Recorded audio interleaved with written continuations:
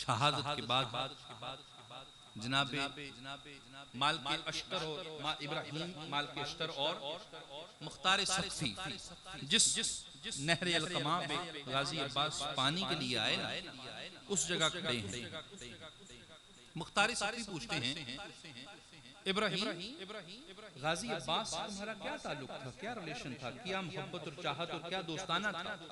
ابراہیم رو کے کہتے ہیں کیا بتاؤں یا امیر، اے مختار سقفی کیا بتاؤں، میری بڑی محبت تھی، مجھ سے غازی عباس بہت پیار کرتے تھے۔ اچھا، کہا سفین میں ہم ایک خیمے میں سویا کرتے تھے۔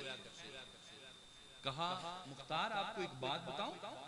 ابراہیم کہتے ہیں جی ابراہیم بتائیں۔ کہا غازی عباس کی یہ بڑی خواہش تھی سفین میں کہ کاش میں جلدی بڑا ہو جاؤں اور اس عمر کو پہنچ جاؤں، اس طاقت میں آ جاؤں، اس بہادری میں آ جاؤں کہ جب میں اپنے بابا علی کے ساتھ کھڑا ہوں نا تو میرے بابا علی یہ کہیں کہ اب مجھے کسی سپاہ کی ضرورت نہیں ہے، اے میرے لشکر پیچھے ہٹ جاؤ، میرا بیٹا عباس میرے ساتھ ہے۔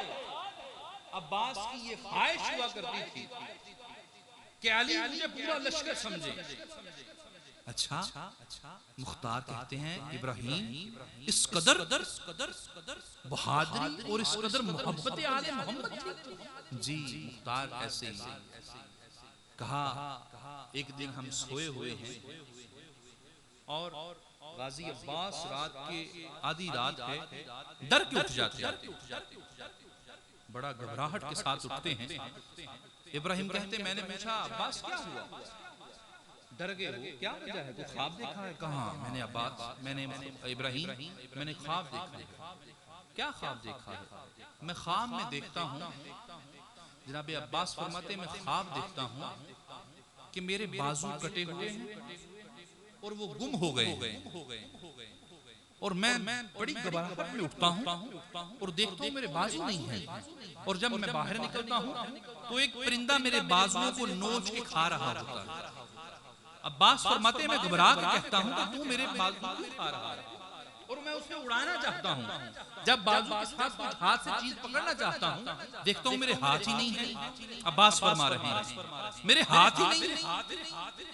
میں جب اسے اڑانا چاہتا ہوں تو وہ پرندہ رو کے کہتا ہے کہ عباس مجھے بازو کھانے دو، اس کی وجہ یہ ہے میں بھوکا ہوں، اللہ نے تمہیں اتنے خوبصورت پر عطا فرمائے ہیں، تم ان پروں کے ساتھ پرواز کرو، ان پروں کو استعمال کرو، یہ بازو مجھے کھانے دو، مجھے سیراب ہونے دو۔ تو ابراہیم فرماتے ہیں کہ یہ خواب تھی، اور ابراہیم فرماتے ہیں کہ جب کربلا کے بعد مجھے پتا چلا کہ غازی عباس علیہ السلام کے بازو شہید کر دیے گئے ہیں، تب مجھے سمجھ میں آیا وہ خواب کیا تھا۔ وہ خواب یہ تھا، وہ جو بھوکا اور پیاسا پرندہ تھا وہ پرندہ مذہب اسلام تھا، وہ دین اسلام تھا، وہ دین مصطفیٰ تھا، وہ دین مرتضیٰ تھا جو بھوکا تھا، معاشرتی پیاس تھی جو ہر دروازے سے بھوکا آ رہا تھا، اور اسے سیراب کس نے کیا؟ غازی عباس کے بازو نے۔ اچھا برادران محترم،